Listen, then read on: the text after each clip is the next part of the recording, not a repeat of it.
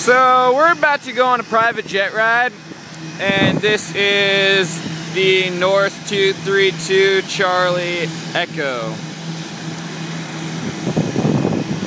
This is gonna be fucking awesome. We're lucky. We happen to know people. And there's Jimmy. And Jimmy's brother, the captain of this flight. Tiny little place.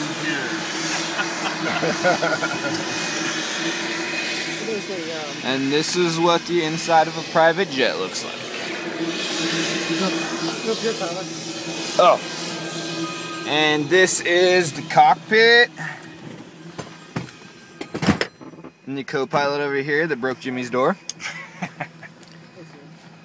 To his truck. Oh, this is sick. I want to sit there. How do you even get up there? Oh, that is a little... Fold yourself in half and step it, slide in. Yeah, I think the attire had something to do with it. I walked right up there and she's in the little radio. I have my little bag, she's just like, oh. And there we are. Alright, Jimmy, take over for a little bit. I go to the back and like look forward.